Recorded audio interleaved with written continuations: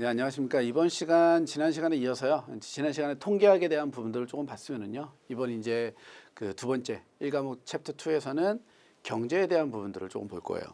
마찬가지로 이제 통계에서도 제가 대략적으로 이런 내용들이다라는 가이드는 좀 잡았고요. 경제 파트도 아주 간단하게 가이드만 조금 잡아볼게요. 이 증권 경제 파트는요.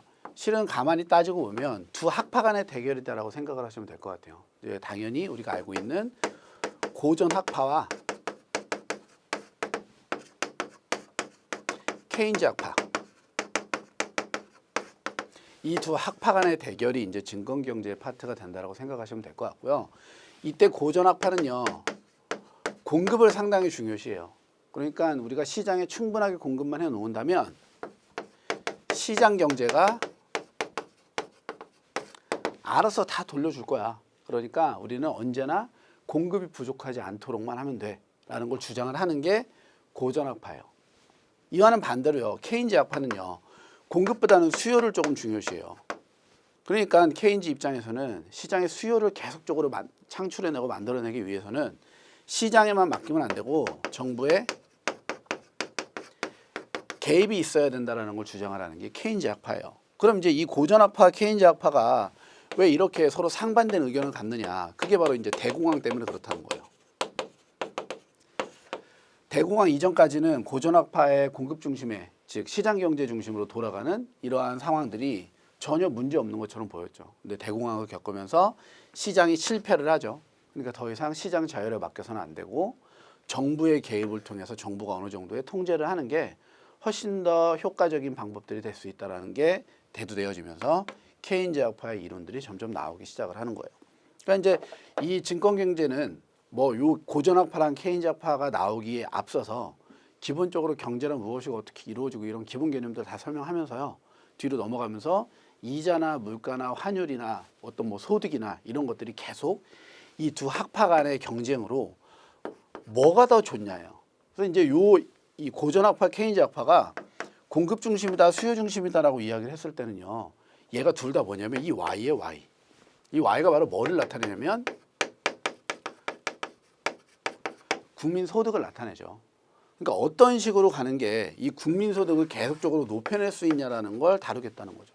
따지고 보면 경제라는 내용들이 이 국민 소득을 우리가 이루고 있는 소비와 민간의 소비와 투자와 정부의 지출, 여기에 이제 수입과 수출을 수출에서 수입을 차감한 그 요소까지 더해지면 국민 소득을 이루는 요소들이 되는데 실제로는 그냥 요 수식 하나를 갖다가 놓고요.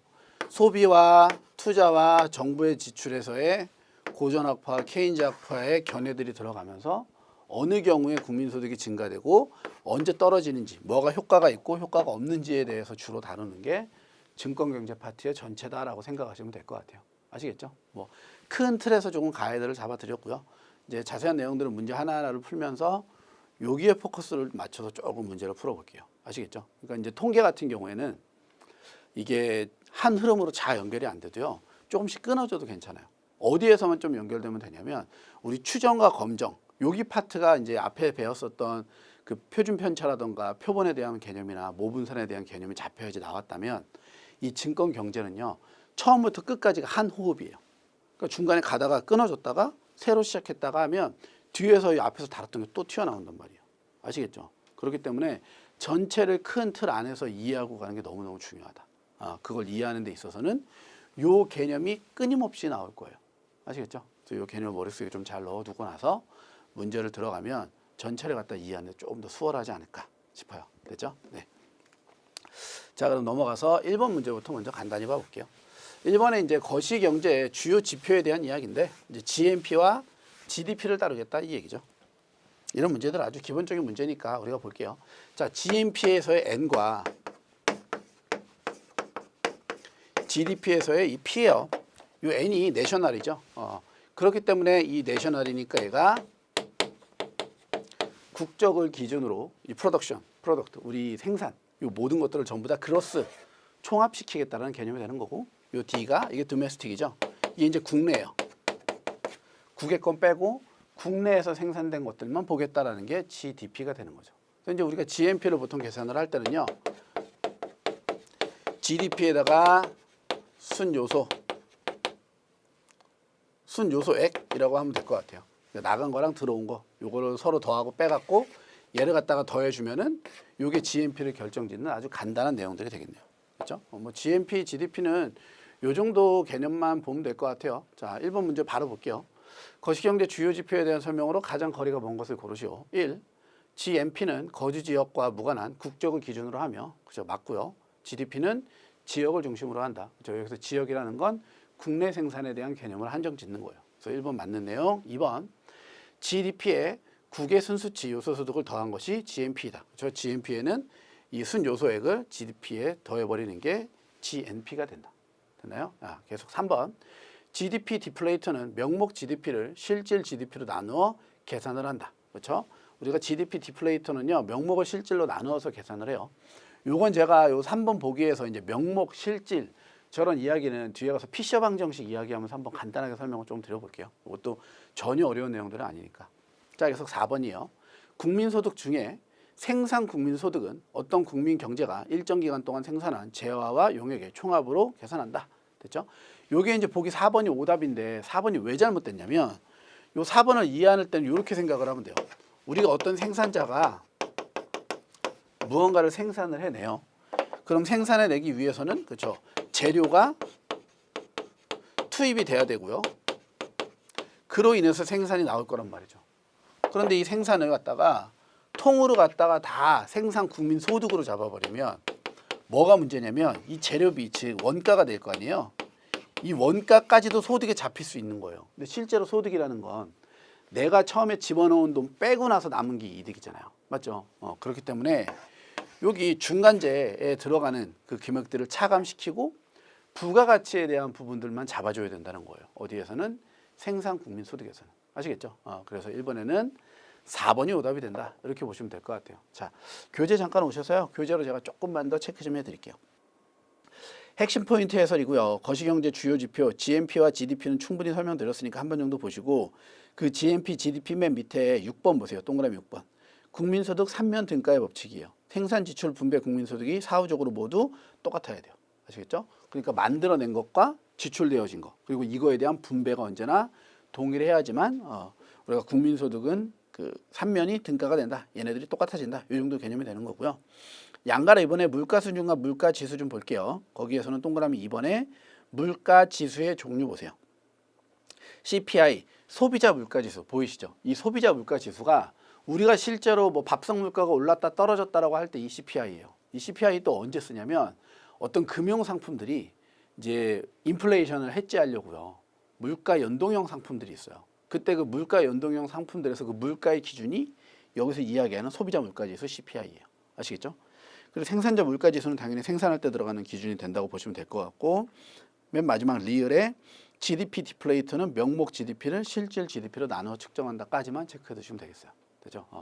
요 파트는 거시경제 주요 지표는 보기로 나오는 경우들도 있고요. 이렇게 단독 문제로 만들어진다면 여기를 제일 많이 물어봐요. 생산 그 국민소득 파트를 아시겠죠? 그래서 요 부분들 위주로만 정리하시면 될 것 같아요. 네, 계속해서 2번 문제 볼게요. 자, 케인즈의 절대소득 가설에 대한 설명으로 가장 거리가 먼 것을 고르시오. 자, 이제 케인즈에 대한 이야기를 좀 할 거예요.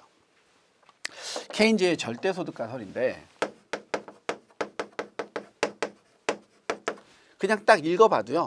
절대소득, 내가 실제로 버는 금액이 중요하다 이건데 이때 그럼 내가 실제로 버는 금액을 절대소득으로 보기보다는요. 우리가 보통 가처분 소득을 절대소득의 개념으로 인지하는 게 일반적이에요. 그래서 이제 케인즈의 절대소득 가설에서는요. 항상 핵심은 이래요. 우리가 소득이 있으면 뭐가 있냐면 소비가 발생을 해요. 그러면 왜 소득과 소비에 대한 이러한 이론들이 필요하냐. 얘도 제가 처음에 인트로 들어갔을 때 설명을 조금 드렸는데요. 얘 때문에 그래요. 우리가 국민소득을 결정하는 데 있어서 이 민간의 소비가 중요하다고요. 이 C가. 얘가 이 증가하면은 국민소득 자체가 늘어나요. 그럼 소비를 활성화시키는 방법이 뭐냐? 소득을 늘리면 되더라. 이 얘기하는 거예요. 그럼 이제 단순하게 소득이 늘어난다고 해서 사람들이 돈을 무조건 쓰냐? 그건 아닐 수도 있다는 거죠. 가장 대표적인 예시로요. 이제 우리가 이 절대소득 가설과 항상소득 가설을 배울 거예요. 그러니까 절대소득 가설에서는 가처분 소득이니까 어떠한 형태의 소득이든 상관없어요. 얘가 만약에 가처분한 상태로 나의 소득이 늘어났다면 소비는 증가될 거야 라는 걸 이야기하는 게 케인즈의 절대소득 가설이고, 이제 프리드먼이 이야기하는 항상소득 가설은요, 우리가 소득을 두 가지로 나눠볼 거라는 거예요. 항상소득, 그러니까 영구적으로 계속 들어오는 정기적인 소득과 일시소득, 한 번에 빵빵 때려주는 보너스 같은 개념들. 이때 우리가 소비에 영향을 주는 건 항상소득밖에 없고, 일시소득은 어차피 잠깐 올라갔다가 떨어질 거니까 얘는 소비에 영향을 주지 못한다는 게 항상소득 가설이에요. 그러니까 똑같이 소득이 증가됐음에도 불구하고 어떤 소득이 늘어나냐에 따라서 소비가 증가되는 경우도 있고 소비가 증가되지 않는 경우들이 있죠. 그렇죠? 이런 거를 이제 계속 얘네들이 부딪힐 거예요. 제가 처음에 얘기했던 것처럼 케인즈와 이제 실은 프리드먼은 통화주의자인데 얘는 고전학파로 보는 게 맞아요. 아시겠죠? 네. 그래서 이런 식의 비교를 할 거고, 지금 이번 문제에서는 이 절대소득 가설에 대한 주요 이야기를 할 거다. 아시겠죠? 자, 조금 더 볼게요. 그러면 자, 그럼 케인즈의 절대소득 가설은 이 가처분 소득이 증가되면 소비가 늘어난다라고 이야기를 하면서요, 두 가지를 비교를 해요. 자, 평균 소비 성향과 한계 소비 성향이에요. 이 평균은 말 그대로 전체 소득 중에서 소득 중 소비예요. 아시겠죠? 자, 요 한계는 언제나 우리가 이제 여기 경제에서 한계는 마지날이에요. 1단위 증가 시 변화율. 그러니까 소득 한 단위가 증가됐을 때 소비가 몇 단위 바뀌냐? 얘를 보는 게 한계 소비 성향이죠. 이때 이제 케인즈 같은 경우에는 평균 소비 성향과 한계 소비 성향을 봤을 때 평균 소비 성향이 한계 소비 성향보다 크다라고 주장을 해요. 이렇게 되기 때문에 우리가 그 케인즈에서는 절대소득 가설에서 여기 지금 보면은 보기 2번이거든요. 평균 소비 성향이 한계 소비 성향보다 크다. 이렇기 때문에 소득이 증가할수록 소득에서 소비가 차지하는 비중이 점차 커짐을 의미한다라고 나왔는데, 지금 이제 보기가 2번이 오답인 거죠. 문제 풀 때 한 번 더 설명을 드릴게요. 이렇기 때문에 소득이 늘어날수록 소비가 차지하는 비중은 점점 작아진다라는 걸 의미한다는 거예요. 아시겠죠? 요거는 왜 그러냐면 가만히 생각을 해보면 돼요. 자, 한계 소비 성향이라는 게 한 단위 증가 시의 변화율이에요. 그러니까 소득이 100원 늘었을 때 소비가 50원 증가한다. 그러면 50%가 되는 거예요. 근데 소득 전체 중에 소비 비율인 평균이 50%보다 큰 55%면 소득이 증가하는 것보다는 전체 평균에서 내가 쓰는 계속 소비가 크다는 거죠. 이 얘기는 무슨 소리가 돼요? 소득이 늘어나더라도 나의 소비가 그만큼 따라가지는 못한다는 거예요. 이해되시죠? 다시 한번, 평균이 한계보다 크다라는 소리는요, 소득 한 단위가 증가되어졌을 때 증가되어지는 소비의 비중이 평균을 못 따라가고 있다는 거예요. 그러니까 원래 내가 쓰는 만큼은 일정하게 쓰고 소득이 늘어나면 그만큼을 더 써야 되는데, 소득이 늘어나도 소득이 늘어난 것만큼 따라서는 못 가준다. 그 얘기는 우리가 보통 경제학에서 가장 많이 그리는 그래프죠. 이게 이제 효용 체감의 법칙이라는 표현들을 많이 쓰는데 바로 여기를 이야기하는 거예요. 일정 구간까지는요, 계속 같이 따라서 올라가요. 마지날도 올라가고 평균 소비 성향도 올라가요. 일정 수준을 넘어서 버리면 그 수준부터는 평균에는 따라가는데 이 마지날, 요 기울기죠. 요 기울기가 평균 기울기보다 훨씬 더 완만해지는 거예요. 그 얘기는 소득이 증가됐을 때 소비가 차지하는 비중이 점점점 작아지고 있다는 걸 의미하는 거죠. 그래서 지금 2번에는 정답이 2번이 되는 거예요. 됐죠? 요 개념 잘 알아두세요. 얘를 이제 암기하면서 이제 혼동이 돼요. 평균이 컸더라? 한계가 컸더라? 가나다라 마가사 하시면 돼요. 가나다라 마가사. 초성. 피읍 다음이 히읗이잖아요. 그렇죠? 타파 하니까 얘가 더 먼저 나오죠. 그러니까 얘가 더 큰 거예요. 됐어요? 이렇게 잡아놓고 요건 뭐를 의미한다? 소득이 증가돼도 소비는 점점점 커지는 게 아니라 소비는 작아짐을 의미한다. 까지 정리해 두시면 케인즈의 절대소득 가설에 대한 개념은 거의 다 정리된다고 보시면 될 것 같고요. 평균 소비 성향이 뭔지, 한계 소비 성향이 뭔지에 대한 정의까지 봐두시면 될 것 같아요. 됐죠? 자, 그럼 문제 조금 더 그냥 볼게요. 자, 1번. 케인즈는 개별 경제 주체가 현재 시점에서 얻고 있는 절대소득과 한계 소비 성향에 의해 소비가 결정된다고 보고 있다. 그렇죠? 저기서 이제 절대소득은 보통 가처분 소득으로 표현을 한다. 계속 2번. 평균 소비 성향이 한계 소비 성향보다 크다는 의미는 요게 이제 케인즈의 절대소득 가설의 특징이에요. 평균이 한계 소비 성향보다 커야 돼요. 이는 소득이 증가할수록 소득에서 소비가 차지하는 비중이 점차 커짐이 아니라 작아짐을 의미한다. 그래서 2번이 오답이 되고요. 3번 케인즈의 절대소득 가설은 단기적으로는 평균 소비 성향이 한계 소비 성향보다 크다는 사실을 잘 보여주고 있다. 그렇죠? 4번 케인즈에 의하면 소비는 현재 가처분 소득의 증감에 따라 변하며 저소득자일 때는 소득에서 소비가 차지하는 비중이 커지고 고소득이 될수록 소득에서 소비가 차지하는 비중이 작아진다고요. 아시겠죠? 왜? 평균 소비 성향이 한계 소비 성향보다 크기 때문에. 한계 효용 체감의 법칙 때문에. 이렇게 이해해 두시면 될 것 같아요.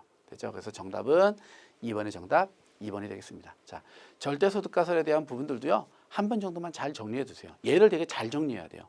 왜 그러냐면 요 다음번에 풀 문제인 항상소득 가설에서 이 둘을 비교해서 물어보는 문제들이 자주 출제되기 때문에 그래요. 아시겠죠? 네.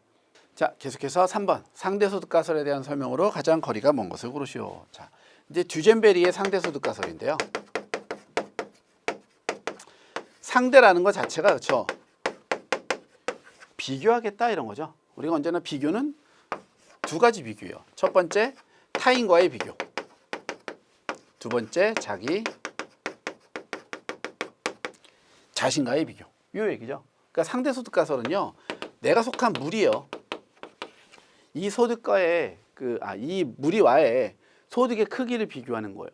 그러니까 예를 들어서 내가 똑같이 100만 원을 벌고 있는데 내가 원래 A라는 지역에 있을 때는 A 지역의 평균 소비가 50만 평균 소득이 50만 원이었어요. 그러니까 내가 A보다 두 배 버는 거죠. 50만 원 더 버니까 나의 소비가 상당히 컸었단 말이에요. 근데 이제 이사를 가서 B 지역으로 이사를 갔더니 B 지역의 평균 소득은 200만 원이에요. 그러니까 나의 소득이 절반으로 줄은 것처럼 느껴지잖아요. 그러니까 나는 돈을 훨씬 더 적게 쓴다는 거예요. 이게 상대소득 가설에서의 타인과의 비교라고 보시면 될 것 같아요. 아시겠죠? 그 다음에 자기 자신과의 비교는요. 이게 시간에 대한 비교예요. 무슨 소리냐면 과거의 소득이나 소비와 비교하는 거예요. 특히나 소비. 내가 예전에 써왔던 돈 수준을 내가 소득이 줄었다고 해서 급격하게 줄일 수는 없다는 거예요. 원래 내가 100만 원씩 소비를 했다면 나의 소득이 줄더라도 나의 소비는 100만 원을 유지하려고 하거나 저 정도 수준까지는 쓰려고 할 거라는 거죠. 요게 자기 자신과의 비교예요. 됐죠? 요 두 가지 개념은 이제 이해를 돕기 위해서 제가 이렇게 설명을 해놨고요. 요걸 우리가 뭐라고 하냐면 타인과 비교하는 걸 남 앞에서 보여주는 거잖아요. 그래서 이걸 우리가 전시효과라고 불러요. 이제 쇼윈도처럼 겉으로 보여주는 거예요. 내가 니네보다 많이 버니까 많이 쓴다 이렇게. 아시겠죠? 그리고 여기 있는 자기 자신과는 시간이 중요하죠. 그러니까 과거에 있었던 톱니바퀴가 미래에 있는 톱니바퀴를 굴리는 거예요. 예전께 한 바퀴 돌아가면 얘도 따라 돌아가니까. 그래서 여기를 톱니 효과라고 불러요. 그러면서 전시 효과는요. 그 당시에 있는 나의 주변 사람들과 비교를 하기 때문에 횡단면 분석, 횡단면적인 그 분석들을 주로 하고요. 톱니 효과는 시간이죠. 과거와 현재. 그래서 여기는 시계열 분석을 해요. 자료도 당연히 시계열 자료를 써야 되고. 이런 것들이 상대소득 가설, 듀젠베리의 상대소득 가설의 핵심이다 라고 보시면 될 것 같아요. 됐죠? 네. 얘를 이제 놓고 문제 한번 풀어볼게요. 3번 상대소득 가설에 대한 설명으로 가장 거리가 먼 것을 고르시오. 1번 듀젠베리는 소비가 절대소득이 아니라 다른 사람들의 소득과 비교한 상대소득에 의해 결정되어진다. 그렇죠? 이렇게 보는 게 듀젠베리의 상대소득 가설의 핵심이에요.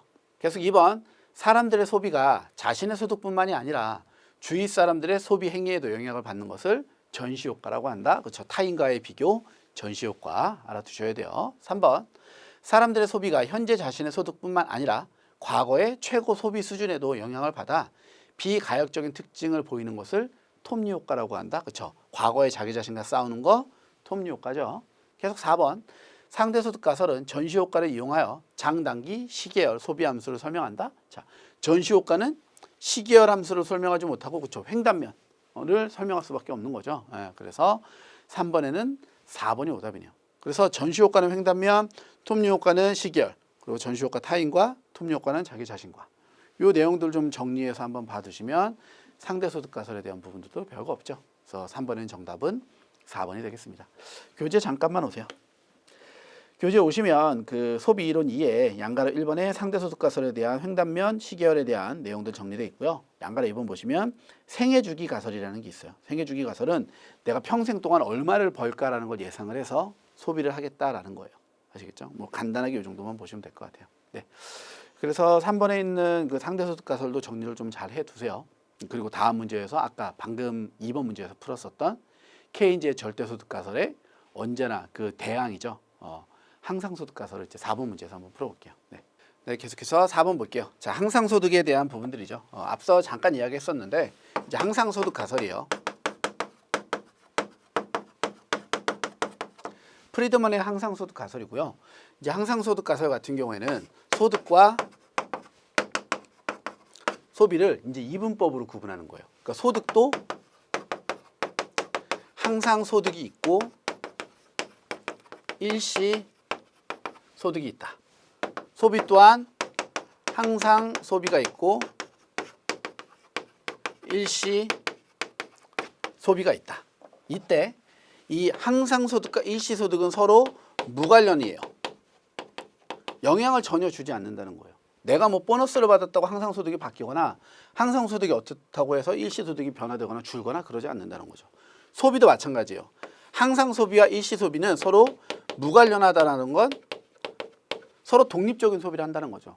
항상 쓰던 돈은 쓰는 거고 일시에 쓰는 건 또 일시에 쓰는 거예요.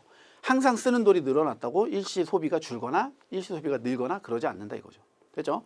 요게 항상소득 가설의 기본인데 이때 이제 제일 중요한 포인트예요. 항상소득과 일시소득, 항상소비와 일시소비, 그리고 일시소득과 일시소비도 무관련이에요. 하지만 누가 누구에게 영향을 주냐면 항상소득은 항상소비에 영향을 준다라는 게 항상소득 가설의 가장 핵심인 거죠. 그러니까 이 얘기를 종합을 해보면 우리가 이제 소득이 늘어나면 소비가 증가된다라는 걸 기본 베이스로 깔고 가는 건데 이때 나의 소득의 종류를 보겠다는 거예요. 나의 소득이 월급이 기본급이 오른 거냐, 보너스를 한번 받은 거냐, 성과급을 받은 거냐, 이걸로 구분하겠다는 거죠. 만약에 기본급의 증가는 기본 소비의 증가로 연결될 거예요. 항상 소비의 증가로. 하지만 일시 상여금이나 어떤 명절에 대한 그런 금액들, 보너스, 추가 금액들은 그 어떠한 것에도 영향을 주지 못한다는 거예요. 항상 소득에도 영향을 못 주고 일시 소비에도 영향을 못 주고 당연히 항상 소비에도 영향을 줄 수가 없겠죠. 왜? 일시적으로 생긴 거기 때문에. 그래서 우리가 이제 항상 소득 가설은요, 상당히 그 경제 주체들을 합리적으로 바라보는 거예요. 이제 돈을 내가 더 쓴다라는 건 항상 소비를 늘린다라는 건 항상 소득이 늘었을 때 하는 거지.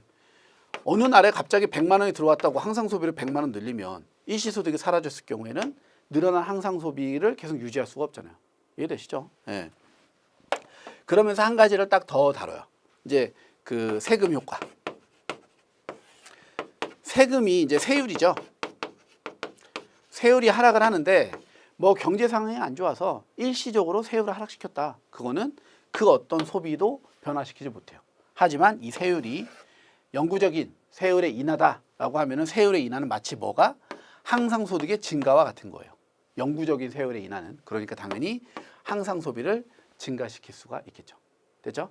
여기까지 보는 게 이 프리드먼의 항상 소득 가설이에요. 됐나요? 네.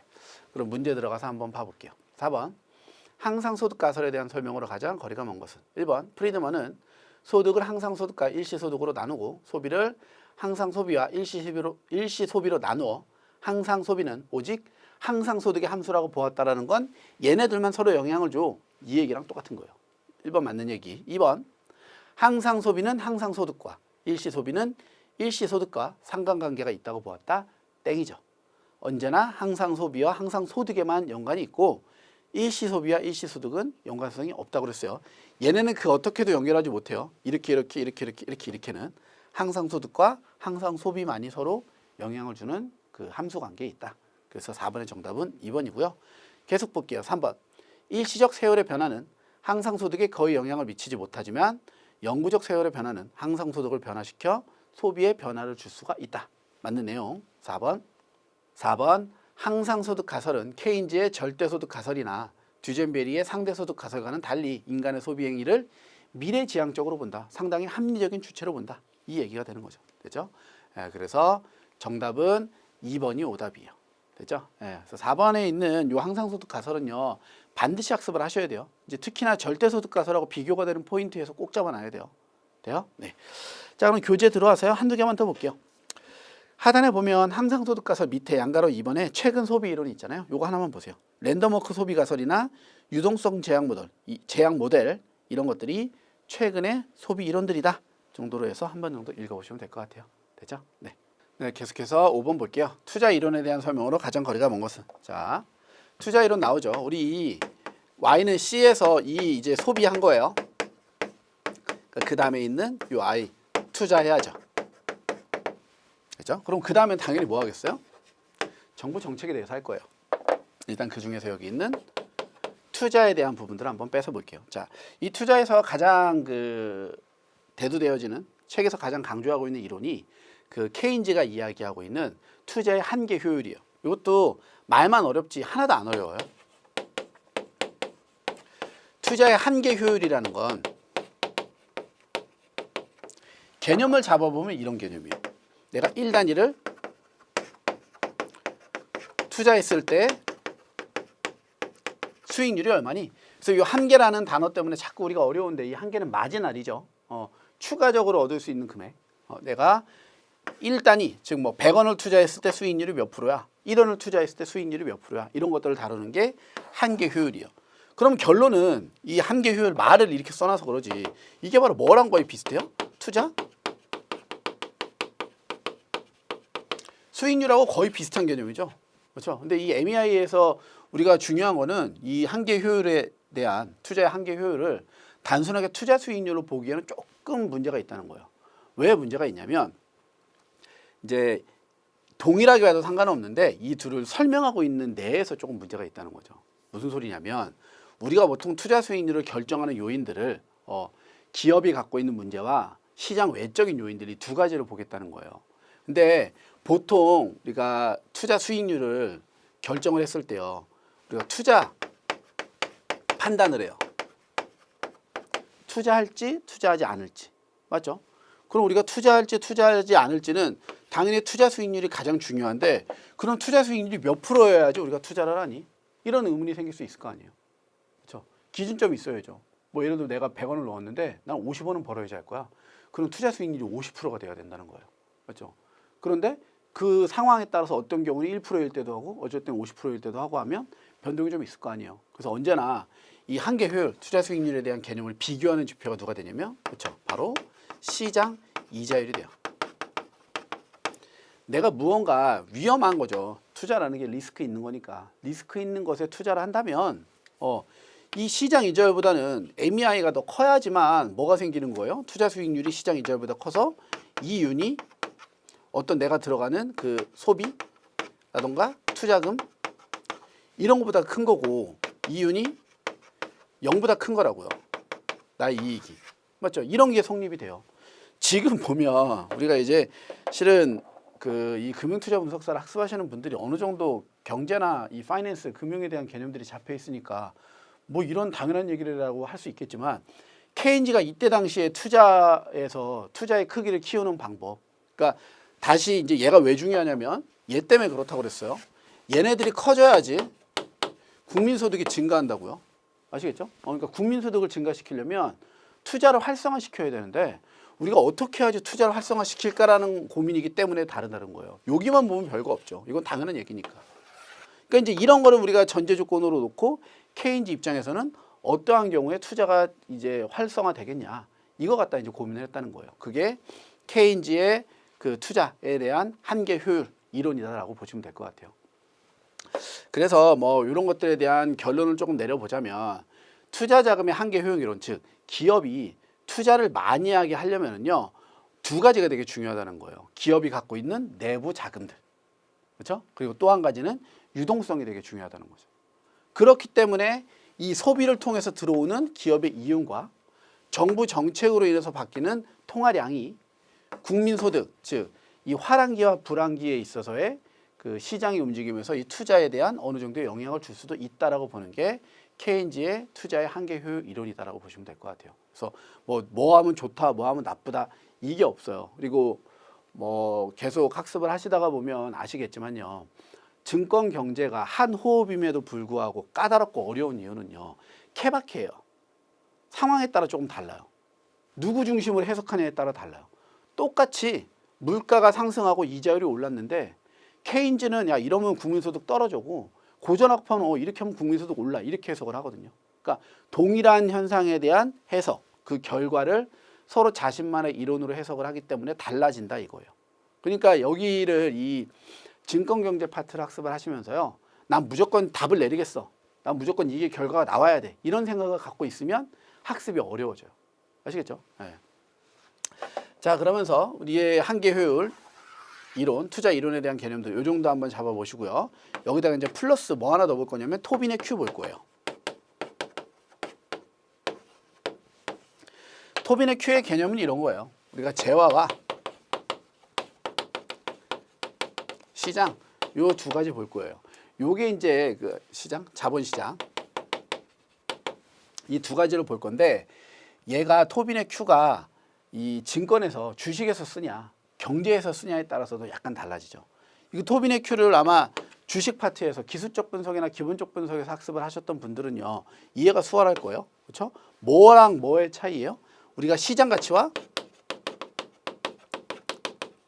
자본 가치 이 두 가지의 차이죠. 저거 토빈의 큐가 1보다 크다라는 건 시장 가치보다 자본 가치가 더 크다라는 거예요. 그럼 이 얘기는 이 회사의 주식을 싹 다 사면은 훨씬 더 큰 돈을 번다는 거죠. 기업이 갖고 있는 현금이나 부동산의 가치의 총합보다 시장 가치가 적은 거예요. 이러면 토빈의 큐가 1보다 크죠. 그러면 M&A의 대상이 된다고요. 이 기업의 주가가 오를 가능성이 높아요. 반대로 토빈의 큐가 1보다 작다라는 건 갖고 있는 자본보다는 시장 가치가 크다는 거죠. 일반적인 기업들이 갖고 있는 기술력이나 영업력 이런 것들이 자본 가치로 환산되지 않는다면 당연히 시장 가치가 자본 가치보다 커야 돼요. 그런 것들은 주식에는 반영되지만 실제 부동산이나 현금에는 책정되지 않으니까 회계상으로는. 그렇죠? 그게 이제 토빈의 큐의 개념이었는데 똑같이 경제에다 갖다 붙이는 거예요. 재화 가치와 자본시장의 가치를 놓고 보고 똑같이 토빈의 큐가 1보다 크면 투자가 진작되는 거예요. 왜? 내가 가진 돈이 많은 거니까. 근데 토빈의 큐가 1보다 작으면 투자를 적게 하겠다 이 소리예요. 맞죠? 이 개념이 이제 우리 주식의 개념으로 확장해서 보시면 될 것 같아요. 여기까지 보면 이게 케인즈의 투자의 한계 효용의 이론과 토빈의 큐 이론이 좀 정리되어 있다고 보시면 될 것 같아요. 됐죠? 네. 문제는 5번 문제를 풀기에 앞서서요. 교재를 먼저 조금 체크해 보고 나서 문제를 들어가 볼게요. 자, 하단의 핵심 포인트에서 조금만 보겠습니다. 양가라 1번. 케인즈의 투자 이론이에요. 1. 투자는 기업가의 동물적 감각과 투자의 한계 효율에 의해서 결정되어진다. 동물적 감각이라는 건 투자할지 말지에 대한 느낌을 보겠다는 거고 여기에다가 그렇죠. 한계 효율, 나의 투자 수익률이 시장 이자율보다 높아야지 투자하겠다. 그래서 2번. 투자의 한계 효율은 미래 수익에서 투자 비용을 차감한 이윤의 현재 가치를 0으로 만드는 내부 수익률이다. 말을 어렵게 써놨는데 결론은 투자 수익률의 개념하고 상당히 흡사해요. 3번 투자의 한계 효율이 시장 이자율보다 크다면 투자를 실행하겠다는 거죠. 이 얘기는 수익이 비용보다 높다는 거고 이윤이 0보다 크다는 거예요. 되죠? 예. 계속 4번 기업의 자금 사정, 시장 이자율 등 경제적 요인을 그런데 고려하지 못하는 단점이 있어요. 이게 이제 단점이다. 이게 케인즈의 투자 이론이었고요. 그 다음에 양가라 이번에 투자 자금의 한계 비용 이론은 눈으로만 한번 보시면 될 것 같고요. 그러면서 동그라미 2번을 보세요. 적정 투자는요. 투자의 한계 효율 곡선과 기업의 자금 조달 한계 비용의 곡선이 만나는 점이 적정 투자 금액이요. 그게 무슨 소리냐면 수익률과 자본 조달 비용이 만나는 점이 최적점이다 이 소리예요. 그 수준에서 투자 금액을 결정하겠다.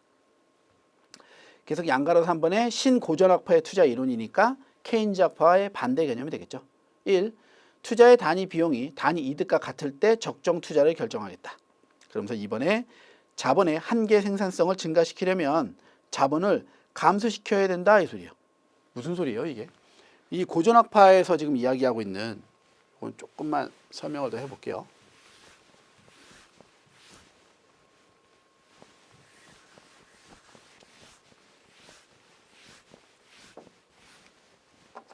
이 고전학파가 이야기하고 있는 건데요. 투자를 증가시키려면 자본금을 낮춰라 이런 얘기를 하고 있어요. 자본을 낮춰라. 자본금이라고 쓰면 또 오해의 소지가 있으니까 자본을 낮춰라 이렇게 볼게요. 그럼 투자를 늘리려면 자본을 낮춰라는 소리가 뭐냐면 우리가 이런 거죠. 자본이 커지면 커질수록 뭐가 생기니까 그렇죠? 한계 효용 체감의 법칙이 발생한다고 했죠. 그러니까 점점 자본에서 투자되어지는 비중이 떨어질 거라는 거예요. 그러니까 고전학파 입장에서는 여기 나와 있는 것처럼 자본의 한계 생산성을 높이려면은 자본을 감소시켜서 상대적인 비율을 높게 만들어라 이 얘기하는 거예요. 그러니까 이제 고전학파는 절대적인 투자 금액을 보지 않고 상대적인 투자 금액을 보겠다는 소리가 되는 거죠. 이해되시죠? 그래서 그 투자를 늘리려면 자본을 낮춰라라는 게 고전학파의 이론이다라고 보시면 될 것 같아요. 그럼 당연히 케인즈는 반대가 되겠죠. 투자를 높이려면 자본을 키워야 돼. 그래서 아까 우리 본 것처럼 그 양가르번의 케인즈의 투자 이론에서 그 첫 번째 동물적 감각과 한계 효용에 의해서 결정되어지면서 우리가 갖고 있는 적정 자본량이 상당히 중요하다라는 걸 강조하고 있어요. 자본량이 얼마나 많냐에 따라서 투자가 활성화되거나 활성화되지 않을 수 있으니까. 됐어요? 네. 그래서 항상 케인즈와 그 고전학파는 비교되어진다라는 거 머릿속에 넣어두시고요. 그래서 양가르 4번에 토빈의 Q예요. 토빈의 Q는요. 재화시장과 자본시장을 함께 고려한 투자 이론으로서 Q가 1보다 크면 기업 투자는 증가, Q가 1보다 작으면 투자는 감소되어지는 게 일반적이다. 그래서 5번의 별표. 시장이 비효율적이거나 투자의 결정과 집행 사이에 주가가 크게 변화된다면 이 토빈의 Q라는 것 자체가 무의미해진다. 이 지표를 해석해서는 안 된다. 이 얘기가 되겠네요. 자, 그럼 문제 한번 봐볼게요. 자, 5번 투자 이론에 대한 설명으로 가장 거리가 먼 것은 1. 케인즈의 투자의 한계 효율에서는 투자 비용과 투자에 의해 예상되는 수익의 현재 가치를 일치시켜주는 할인율로 시장 이자율보다 클 때 투자를 행한다. 그렇죠? 2번 케인즈의 MEI 이론은 기업의 자금 사정, 시장 이자율 등의 경제적 요인을 고려하지 못하는 한계점이 있어요. 3번 투자 자금의 한계 비용 이론은 기업의 내부 자금 또는 유동성을 적정 자본량의 주요 결정 요인으로 보겠다. 그렇죠? 그래서 투자 자금의 한계 비용 이론에서는 적정 자본량의 크기를 중요시하게 본다라는 건 케인즈의 투자의 한계 효율 이론하고 상당히 흡사해요. 얘는 비용을 중심으로, 얘는 투자를 중심으로 이렇게 보는 거니까 이 둘이 상당히 흡사한 개념으로 알아두시면 될 것 같아요. 그 반대편에 서 있는 게 고전학파예요. 자본량을 감소시켜라. 아시겠죠? 자, 4번 토빈의 Q 이론은 재화시장과 더불어 자본시장까지도 함께 고려한 모형으로 Q가 1보다 크면 투자 감소, 1보다 작으면 투자 증가. 틀렸네요. 그래서 4번이 오답 되겠네요. Q가 1보다 크면 투자 증가, 1보다 작으면 투자를 감소시킨다. 그래서 5번의 정답 4번이 되겠습니다. 됐죠? 네. 자, 첫 번째 시간이었고요. 네, 이번 시간까지 해서 저희가 투자에 대한 기본 개념 조금 봐놨어요. 요일까지 정리하고요. 다음 시간에 이제 ISLM 모형으로 넘어갈 거예요. 그래서 수요 공급 모형에 대해서 국민소득과 이자율의 결정 요인을 조금 보고 나서 그리고 이제 정부 정책에 대한 부분들을 이어서 좀 볼게요. 계속적으로 이 증권경제 파트에서 그 수업 강의는요. 항상 얘를 중심으로 간다라고 생각을 하세요. 언제나. 아시겠죠? 지금 이번 시간까지 여기까지를 봤는데 여기에서 이 투자에 대한 이론을 조금 더 볼 거예요. 다음 시간에는요. 투자에 대한 이론 중에서 이자율을 볼 거라는 거예요. 이자율이 왜 보냐면 제가 이제 어차피 여기 연속되는 거니까 조금 더 설명을 하고 이번 시간을 마무리할게요. 자, 이자율이 높아지냐 낮아지냐에 따라서 자본 조달 비용에 영향을 줄 거 아니에요. 그렇죠? 이자율이 떨어진다라는 건 대출을 받았을 때 자본 조달 비용이 주는 거예요. 그럼 기업 입장에서는 적정 자본량을 즉 자본금을 유지하기 되게 수월해지겠죠. 그러니까 자본이 많아지니까 투자가 증가될 거란 말이에요. 그럼 이제 또 반대로 고전학파 입장에서는 자본을 낮춰야 되니까 이자율이 낮아지면은 투자가 많이 이루어지지 않다. 이렇게 해석될 수도 있을 거 아니에요. 아시겠죠? 그래서 다음 시간에 이자율에 대한 부분을 ISLM 모형을 통해서 한 번 더 정리를 해볼게요. 실은 IS가 이게 이제 이자율과 직접적으로 연관이 좀 되어져 있는 거고 LM 모형은 통화량과 연관되어진 부분들이기 때문에 약간 차이는 있지만 그래서 ISLM 모형 전체가 이자율이 투자에 기업 투자에 어떤 영향을 미치는지에 대한 개념이 되니까요. 이 개념을 다음 시간에 조금 이어서 보도록 하겠습니다. 제가 항상 끝날 때쯤에 그 전에 했었던 거 정리하면서 다음 거하고 이렇게 연결을 조금 시키고 끝낼게요. 호흡을 이어가려고. 그리고 될 수 있으면은요. 증권 경제는 저희가 이제 총 4개의 시간이죠. 그 4강으로 이루어서 이거 제가 끝낼 거예요. 컨디션 조절을 아주 잘해서 한 번에 내가 4강을 다 쉬지 않고 몰아볼 수 있다. 아니면 쉬는 시간을 아주 짧게 유지할 수 있다라고 할 때 좀 보세요. 만약에 끊어서 보면은 앞에 봤던 거랑 뒤에 봤던 거의 그 갭 간격이 조금 줄어야 돼요. 그리고 그 시간에 핸드폰 만지거나 이러시면 안 돼요. 앞에 게 머릿속에서 날아가면 뒤에 게 연결이 잘 안 되거든요. 아시겠죠? 그래서 학습을 하는 또 다른 방법이에요. 여기는 특히나 그래요. 네. 그럼 이번 시간 여기까지 해서 정리하고요. 다음 시간에 계속 이어서 6번 문제부터 이어서 풀어보도록 하겠습니다. 이번 시간 강의 듣느냐고 고생 많으셨습니다.